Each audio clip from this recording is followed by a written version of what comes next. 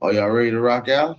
Sounds Whenever you good. get your screen going and whenever you're ready to start speaking, it's ready for you to rock out.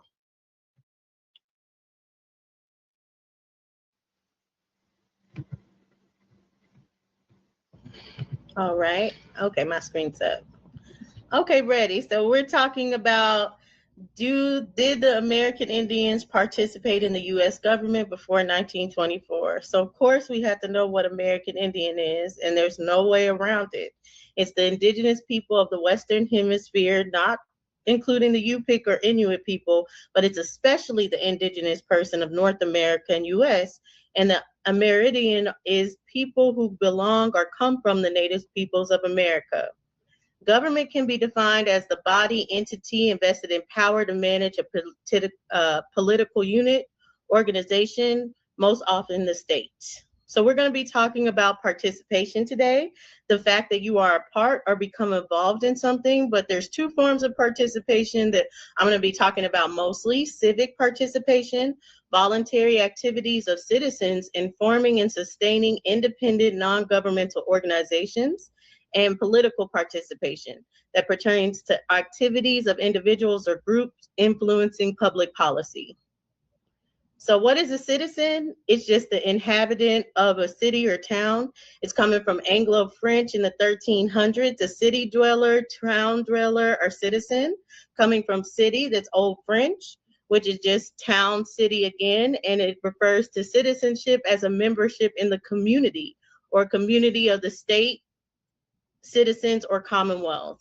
And now it's known as a large, important town, something of a grandiose title. We're also going to go over company, which is a large group of people, a society of friendship, a bread fellow. So that's coming from compagnia, which is coming from Latin, cum panis, with bread. We even say that we break bread with each other. So that's those bound together for trade, sharing risks, or profit. So the story starts with Virginia Company. It's a joint stock company chartered by King James I to establish a colony in North America. They're setting up democracy and governments and reforming the financial model, and its abundant resource is supposed to be the land.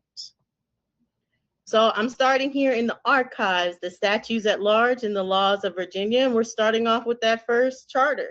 We have King James here talking to his proprietors, Sir Thomas Gates, Sir George Somers.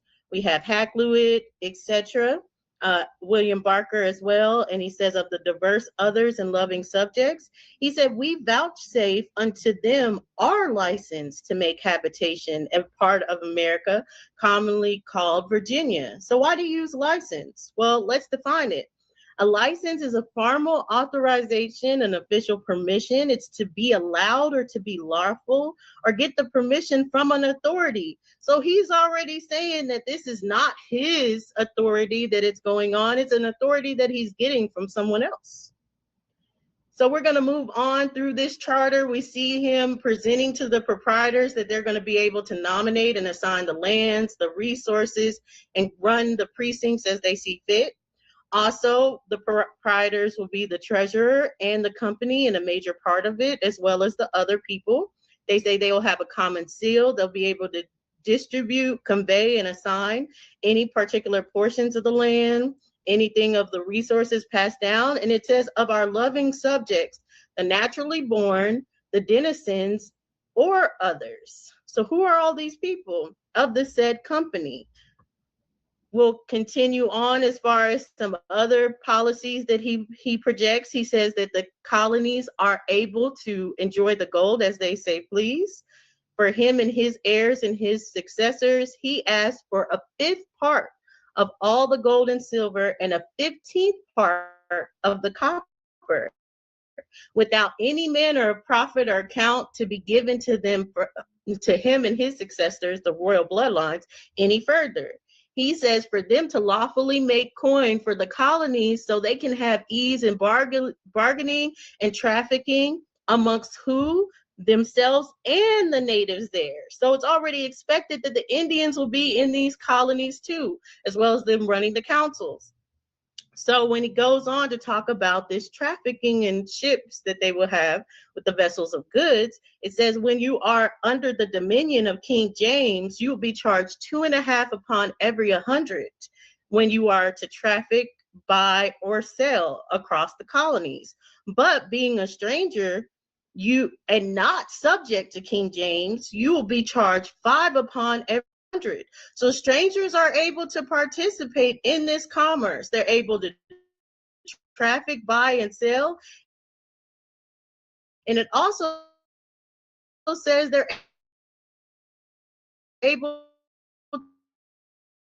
to enjoy wholly the employed use benefits of the people that are going to join into this company.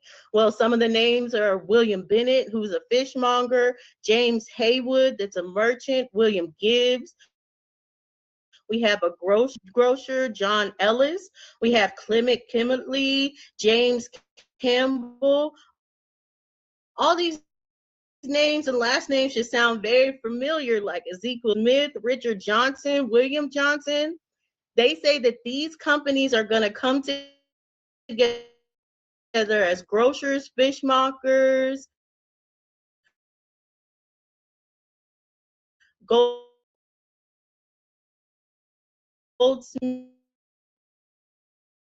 saddlers, vintners, and so on and so forth.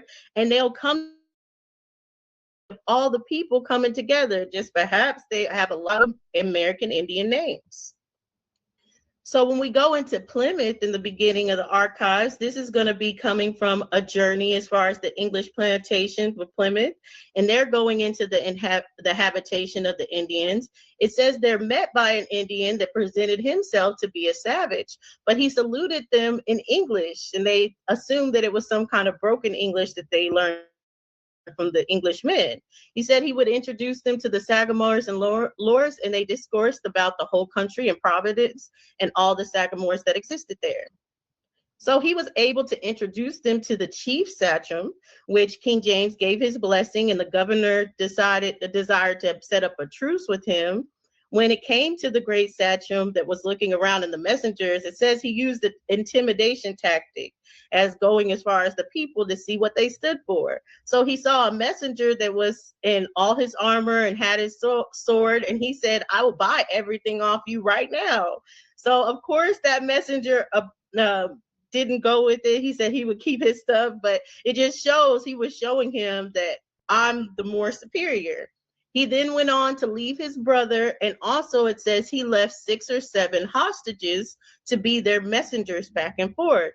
And then they were taking him into the building as far as so they could do more discussions in the commerce. So what's a hostage? Is that a slave? No, it says a hostage is coming from the word hospitality, host. It's kindness or a resident of, or a lodger held for the landlord as security. So if they're not participating, why are they leaving these hostages, or better said, grantors, as far as to go do business back and forth? So I wanted to break down a proprietor as well. As you can see, a proprietor is one that possesses or holds the title to something, a property or owner, or the owner of the colony. A proprietor is the owner by royal grant of an American colony.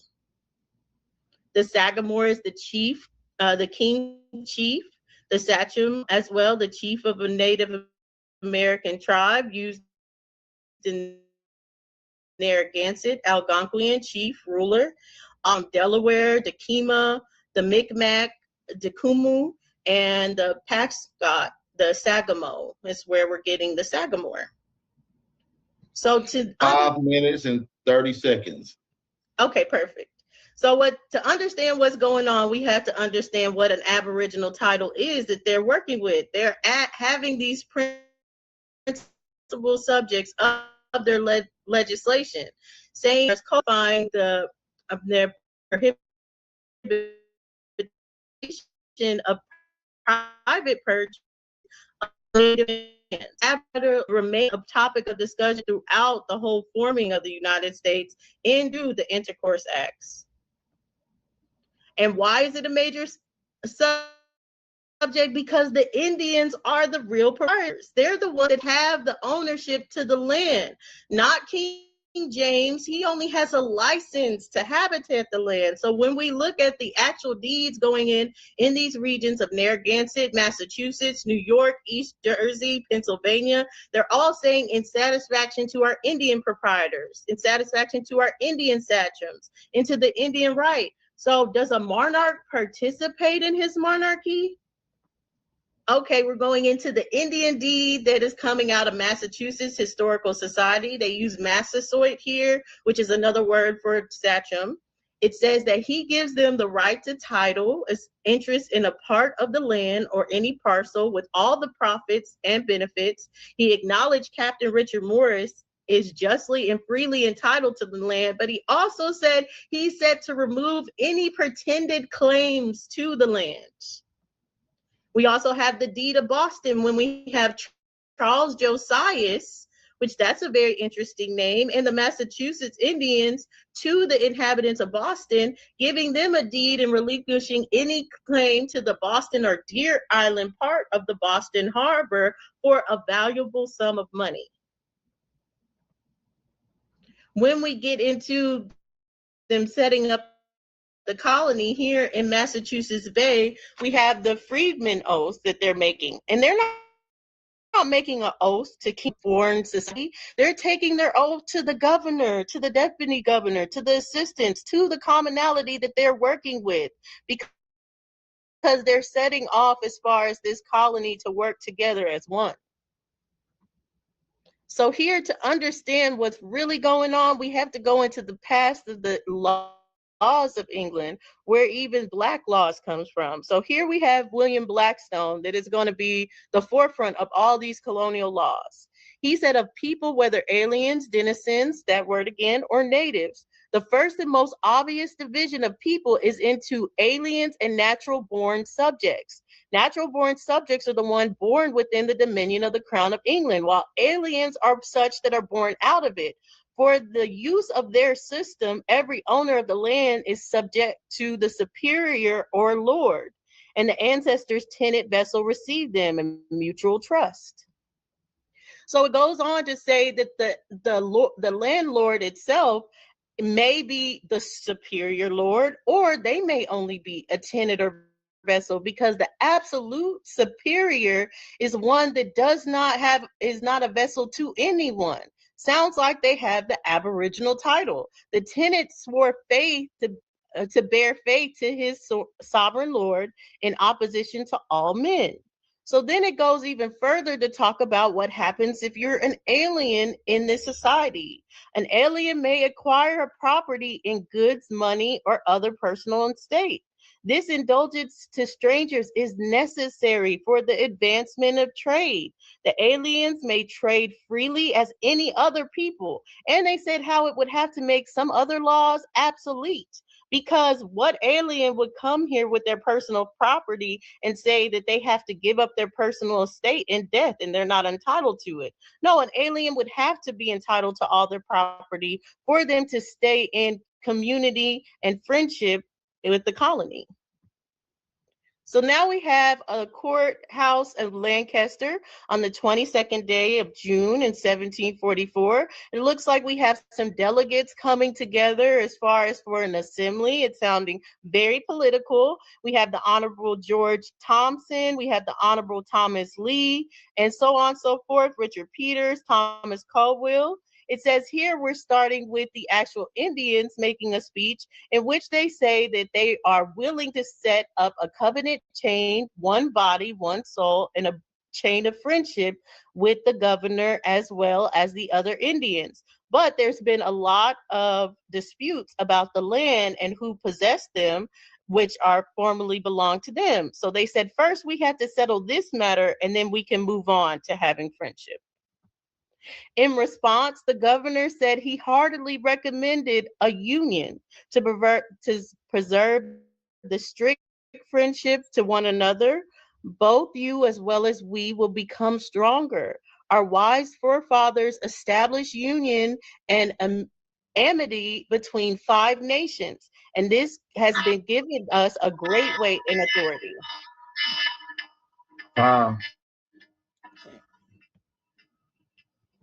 Shout out to Dosey and their fire round. Shout out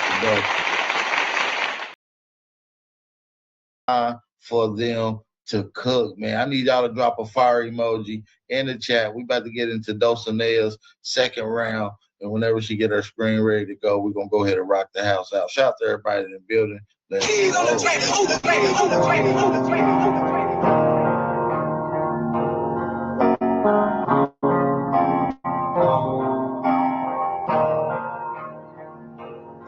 For the steps I be beating the odds, and the blood be making me calm. Like a turtle just like a dawn. I'ma blow it just like I'm a bomb. I'ma leave it. All right, Dosey, locked in, ready to go. Y'all drop some fire emojis for these debaters, man. Real talk, they came in with the heat. Whenever you start speaking, you can start cooking. All right, so as you can hear, Aton, he's kind of going and trying to make it a subject too, but a subject too, like I said earlier, is not the only one participating. How can you say a monarch doesn't participate in their monarchy? So as you can see here, they are setting up a powerful confederacy in Pennsylvania in 1744 with both the citizens and the actual Indians. Well, I'm deep in the archives, so we're going to go here to the governor of Maryland. We see here Thomas Lee. Isn't Thomas Lee one of the delegates that was with the Indians? Yes.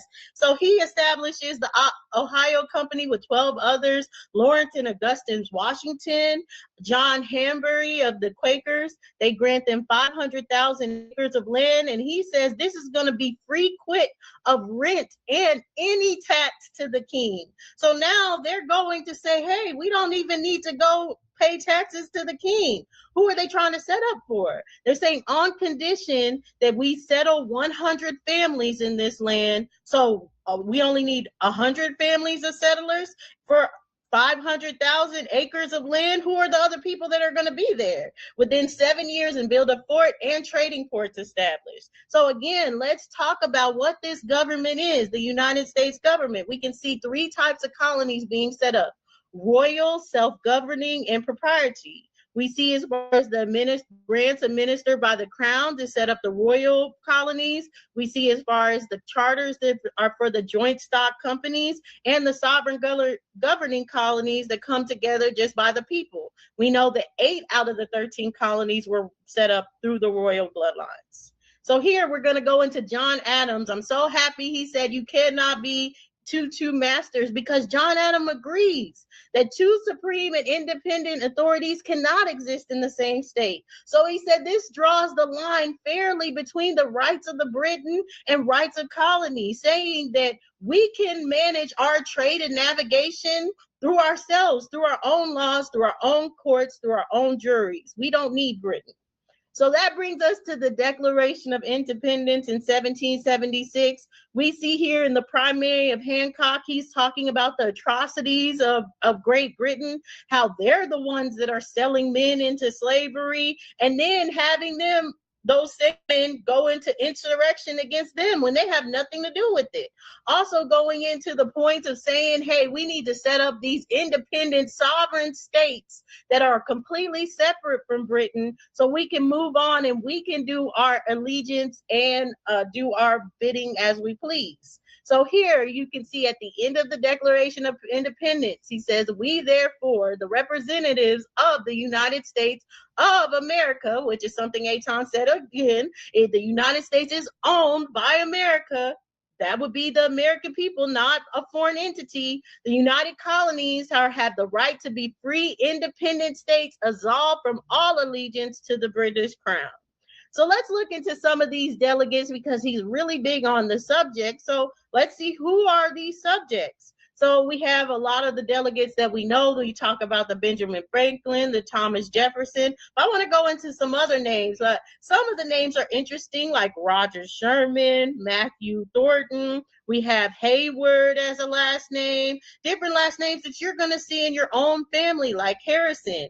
But let's look into George Taylor for a second and re-examine his history. They say he was born in Ireland around 1716, but there's no records of his early life. He immigrated in 1736, but there's no records of immigration. But the first thing we know about him is he's working under an iron master, Samuel Savage, where he learns iron mastery in the Coventry's Forge. He's literate and he's trusted with clerical duties. He marries Anne Savage, who is said to be a daughter and widow to Samuel Savage. We know it's just his daughter. So here's how they describe him in previous times. He is of dark complexion, swarthy, a prominent nose, penetrating eyes. I've never heard them say these Europeans have a prominent nose or penetrating eyes. Now let's look into his house at Casacula, Pennsylvania. As we can see, this looks like masonry. This isn't some log cabin or settler house or something that would be coming out of Ireland. Let me show you what would be coming out of Ireland. In the 1800s, when Ireland came over, this is how they were living. So how does he have a masonry house when the Irish would be living like this?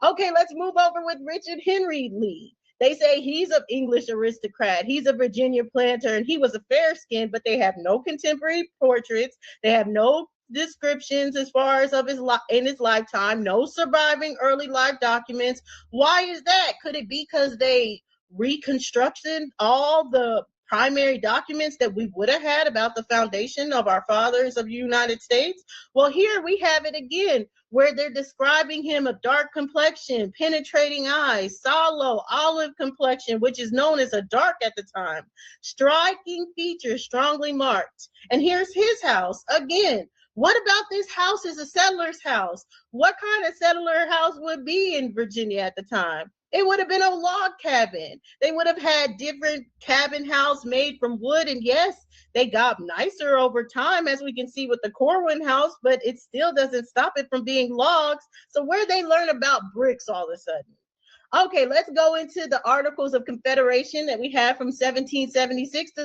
so we can see what it says about the United States of America.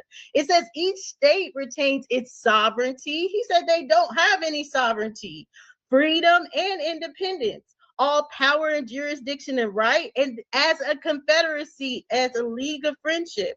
And they are to secure and perpetuate mutual friendship and intercourse amongst the people in different states in the Union and free inhabitants of each state. So what is a confederation? That's a governmental entity created by an independent sovereign for common authority. It does not have to be in subject like a minor or anything. These are sovereignties coming together as a union. That's what the United States is. A federation would be a sovereignty giving their power over to a central authority, but that's not how the United States was made. So we can see as far as here with the Confederation Congress, the proclamation of 1783, he said something about the laws or not being about the Indians. I call cap because everything I see about these laws have been in place for Indians. One, it prohibited them from extinguishment of any Aboriginal titles. Why would a foreigner care about the extinguishment of Aboriginal title? Two, we move on to the land ordinance of 1785. This is when they have to rely on the Indian inhabitants to actually give them land for them to purchase, in which they did. How is that not them participating in the United States if they're not able to even form the United States without this? Then we go forward to where this all started, an act to regulate trade and intercourse with Indian tribes. We're going to start with 1790. It says that this shall be made between the said Indian tribes and the United States. So this isn't something that's just separate. The United States are doing their own thing on the side. No, this is counting on the Indian tribes. And it says a citizen of the United States, they will have to have a license to move on Indian territory. They can't trade unless they have the license. They can't move around unless they have a passport by the governor. And they would have to forfeit some sums of money and be imprisoned if they have any violation to the friendly Indians. Why do they care so much about the Indians and why are they impacting all these laws? Okay, now we have an act of establishing trading houses with the Indians. It says, be it enacted with the Senate and House of Representatives that should be lawful, the most convenient purpose for carrying liberal trade with the several Indian nations. So this isn't something that they're doing separate from the Indians. All of this is in regards and has to have the Indians working with them as their leadership. It says the prices of goods supplied to be paid for by the Indians and shall be regulated in such manner that the capital stock furnished by the United States may not be diminished. Because we know that the capital stock and mostly is going to go to the Indian tribes where all the resources are coming from. So now we go into the early 1800s of this same trade and intercourse. It says that the citizens cannot hunt in those territories without a license. They can't go up hunting or can't reside in their in Indian territory without a license. They can't go as far as purchase anything, a horse, Indians, any kind of resources in India without a special license. They have to be granted a license to even have trade with these Indians. So again, they have to actually go through as far as any of these Indians to be able to work with them. Why 5 minutes, 5 minutes, 5. Perfect. Why are there so many laws caring about someone that's completely foreign to them? Why are there laws indicating how they should treat Indians in the first place? Anton said that all the laws are supposed to be taking Indians out and making Indians not important, to a parody of the Indian. But what we see is all the laws put the Indians on top. So it says, be it further enacted that any Indians or Indians belonging to any tribe in amity with the United States, in friendship, shall come across and cross said borderline inhabited by citizens if they steal, destroy any horse or any property, or commit any murder, violence, or outrage, then the citizen then must go to their representation or lawyer or agent to make an application in their behalf. And then once the application is made in their behalf, then they're going to go through the tribes to be able to pay back what they stole or did in satisfaction. Why would the Indians care to pay it back or do anything if they're completely sovereign and do not care, or foreign and do not care about the United States whatsoever? We know they're a sovereignty, but what they're doing is they're controlling these United States. So now we see, as far as we're coming into the Panic of the 1819. This is very important because this is going to lay the framework of what the Civil War was about in the first place. Benjamin Brand told George, a former retail merchant, about moving to Alabama. And he was told, you have been lucky in removing yourself from this place because the Panic of Virginia, the merchants, almost 40% a loss in merchant license in 1829. It says, we have been in gloomy times here, and many of the stores are shut down and written for writ. Virginia was also alone in misery, as far as the observers across. And you even see John Quincy Adams talking about this and saying they have been within their ruined multitudes of deep distress. Philadelphia houses were rented at $1,200, were now $450. Their fuel $12, and they were having a huge crash of the economy. So what does Congress, as far as do in this crash of the economy when they're seeing this downhill of their cities? They say, now we need to pay money to civilize these American Indians. Well, we all know what civilized means as far as other American Indians. It means we need the American Indians to take part now in the United States. So it's true, yes, they were a sovereignty before, but we can see the groundwork being laid in the early 1800s to say, no, we can't just have them be a sovereignty on their own. We need them to be in subject to. So then we have the abolishment of the Trading Act of trading with the Indian tribes in 1822. We can see here they say the business of the United States trading houses with tribes would now be closed. All the accounts would be closed, and now they would just remain open so they could settle any bonds, they could settle any securities or anything that they owed amongst the Indians, being debts, contracts, demands, or rights. So why are they now stopping their trade with this sovereignty. So we see as far as going into 1832, where we have the Worcester versus the state of Georgia. It says, as far as the proper issue for the proclamation, warning all citizens of Georgia against trespassing or intruding upon lands occupied by Indians, the aggressors to most certain and summary of punishment. Pursuing the dictates of good faith will unite and enforcing the obligations of treaties at the supreme law. So why are they caring so much about uniting them? Well, because now they're seeing them as a sovereignty alone is not going to work. They're the ones making all the money. The sovereignty is the one that's benefiting all the United States and not the United States. So here we come into the last of the trade and the intercourse of the Indian tribes, Peace and Frontiers of 1834, where they say any state with the Indian title still shall not be extinguished. Everybody that's in the building, man, we in here for another one. Getting into Dosey, third and final round. Also Aton. So whenever you're ready to start speaking, time for you to get it in. Let's go.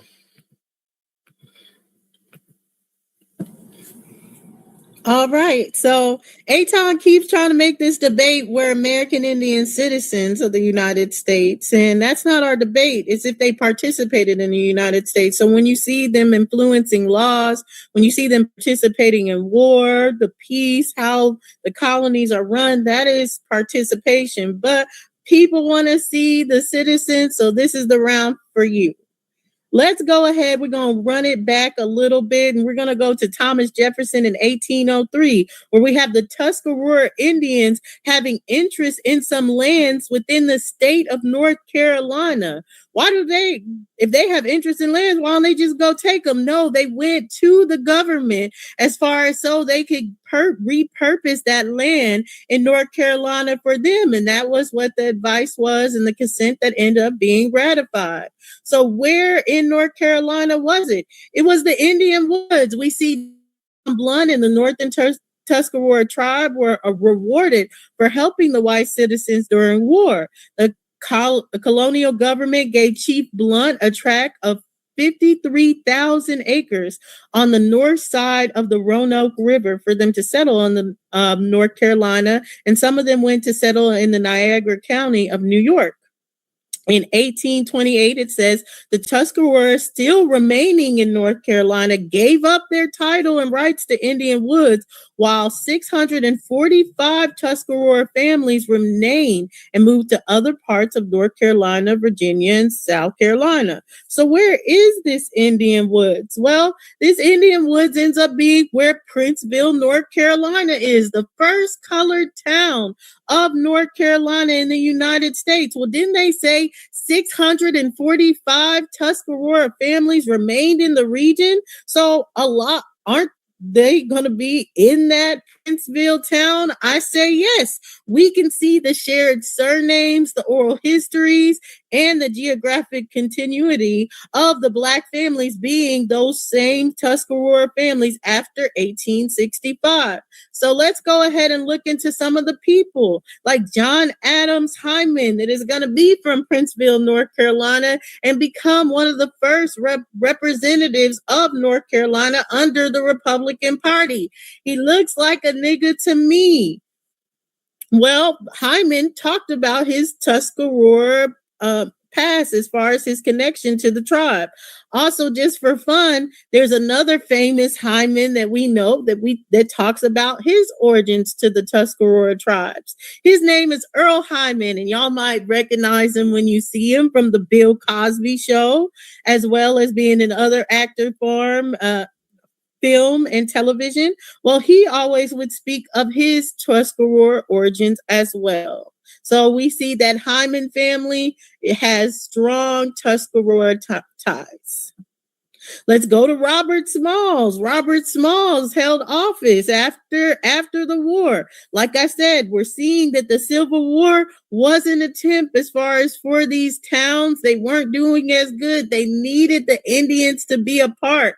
What Aton wanted to see, the Indians being subject to. Well, that happens after the Civil War. And we have Robert Smalls here with known ties to the Creek, Yamasee, and Southeastern Indians. And he is going to be one of the first of the South Carolina State House, the South Carolina State Senate, and the U.S. House of Representatives. Looks like a nigga to me.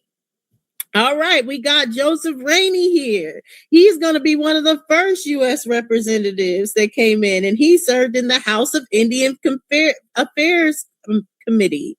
He is documented as a Low Country Creole. He has strong ties with the American Indian and French ancestry. He is known to work on the iconic bill of the Civil Rights Act of 1875. Or Sumner Civil Rights Bill, where it was a landmark Reconstruction era law that prohibited racial discrimination in public accommodations, transportation, and jury selection. It guaranteed all citizens, regardless of race and previous condition of servitude, access to inns and public conveyances. Shout out to Joseph Rainey. Again, another Indian participating and a subject to the United States, which we see after the Civil War. We have John Minard here, another Creole with known Choctaw ancestry. He was elected to the United States House in 1868. But his seat was contested. But his election still held valid with the majority percent saying he should hold the House. But they did end up saying that they would just leave that seat vacant. But him going for it, participating in it, going and trying to see, just shows his participation. In the address, he noted his electoral victory, stating, "I would feel myself recreant to do the duty imposed upon me if I did not defend their rights in this floor." We have him, Henry Plummer Cheatham. I say he looks a little bit like a mixture between George Foreman and Muhammad Ali. But he's going to be on the U.S. House of Representatives. He's documented Lumbee as well as Tuscarora connected. And in 1888, he defeated the Democrat Furnifold Simmons to win the North Carolina's Black 2nd Congressional District, serving in 2 terms. Cheatham was appointed a recorder of deeds for the District of Columbia by President William McKinley from 1897 to 1901. After his return to North Carolina, he led the Colored Orphan Asylum. So this is a colored orphans asylum. Didn't they say that they reclassified Indians as colored? Let's keep going. We have William H. Gray here. They call him a freedman of the Chickasaw Nation. He was an elected legislator. He served in the Chickasaw National Legislature, identified in records in the Chickasaw Freedom, but he was not a U.S. citizen at the time, which shows you don't have to be a U.S. citizen to participate in the United States governmental platform. You don't have to do it to build legislation, to inflict on the policies as far as that are going, because the government in itself is based to be a union of sovereignties. So he operated inside a tribal government in which the U.S. still treated as quasi-sovereign. He was of the Chickasaw Nation Indian Territory that is now considered Oklahoma from the 1870s to the 1890s. We have Green Cottonham here, served as Choctaw Light Horseman, tribal law enforcement. He was of freedman status and placed him legally behind the Choctaw polity.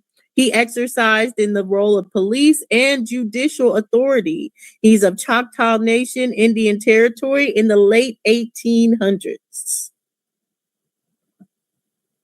We have Silas Jefferson here. He's an author, an educator, and a political advocate. Acted as a de facto representative for the Choctaw freedmen and negotiated directly with tribal and federal authorities with the Choctaw Nation and freedmen communities. Again, so participation in government is not saying that you're in subject to them or you have to bow down to them in any way. Our United States government has been made in fact as far as of the people being the sovereignty coming through as unionizing to come together for our greater good. So we don't have a federation where we're bowing down to some monarch or king or we are in subject to them.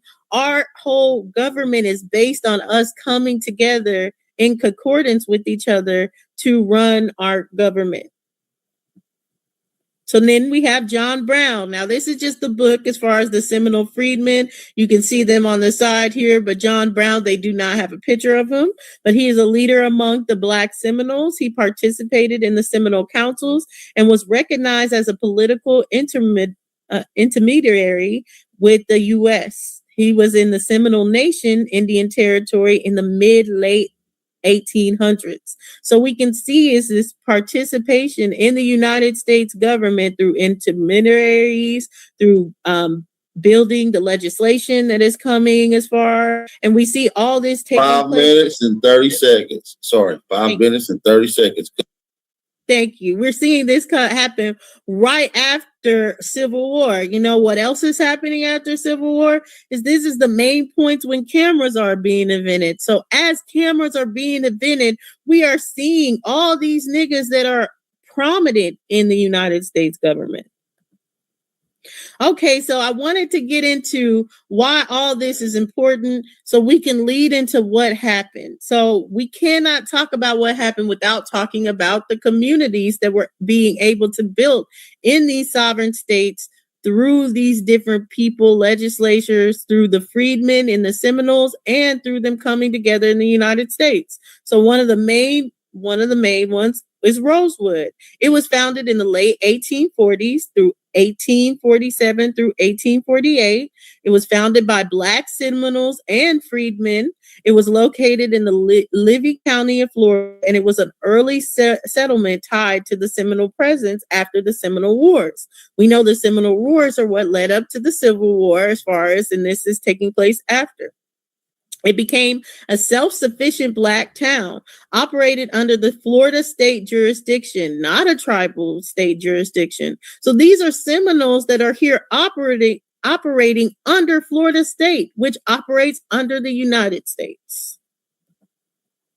We have Tallahassee, founded by the Creek freedmen. Again, founded by Indians, but another town that's under the United States. It's operating schools, courts, town governments under tribal land tenure. It was founded by the Creek Muskogee freedmen located in Creek Nation Indian Territory, established in 1850 and operated under a tribal jurisdiction, not the U.S. state law. So we can still go as far as operating in legislation through our sovereignties because we are building through a union of sovereign nation. But Tallahassee was still a United States city. Then we have Boley that was founded in 1903, and political groundwork was set earlier. It was settled largely by the Creek freedmen. It was pre-statehood government structures tracked back to tribal citizenship, and then it made its way to being a part of the United States citizenship. It later produced a lot of Black mayors, judges, and legislators under the United States, which is a key factor of the Indian presence in the United States government. So now what happened as far as it? We see that the Indians first are the ones that are allowing these people to come in to start setting the groundwork for the United States. We see them build the part in the United States as far as what it should look like as a government, as well as influence the policies that would become to make the United States. All the way up to we see the Indians that are participating throughout the government, creating these towns and working with these states. So what happened? Where did the control get lost? Well, you have the Indian Appropriations Act of 1871. This act would imply as far as that there would be no new treaties made with Indians whatsoever after 1871. All the existing treaties would still be the law of the land, which is what the United States is founded upon. But now they would come as far as any other jurisdiction would be bringing more Indians within the United States government. The United States government intensified its policy of cultural assimilation of the Indians, and we can see them as starting to establish the boarding school for Native Americans. We see Riverside Indian School in Oklahoma, organized in 1871. White Earth Boarding School in Minnesota, established in 1871. Fort Sill Indian School, Oklahoma, founded in 1871. Seneca Indian Boarding School in Oklahoma, founded in 1871. And the Cheyenne, opened in 1871 in Darlington, Indian Territory. So what was the purpose? We see General Richard Henry Pratt in 1892. He says, an Indian says few words. It has said, the only good Indian is a dead Indian. I say so too. Let us kill the Indian and save the man. Let us kill the nigger and save the man. So here you see, this is where they're starting this groundwork. They've already got the Indians to be assimilated into the United States government. Now they need them to relinquish their sovereignty and just be a man, a citizen, a subject. So this is the groundwork in what's making them become a subject, not that they were not participating in the government prior. So now what really went down? So we start with the race riots of 1990 and Red Summer that helped shape a century of American history. So we have of Red Summer 1919, a widespread of anti-Black violence that erupted across the United States. We know that anti-Black violence.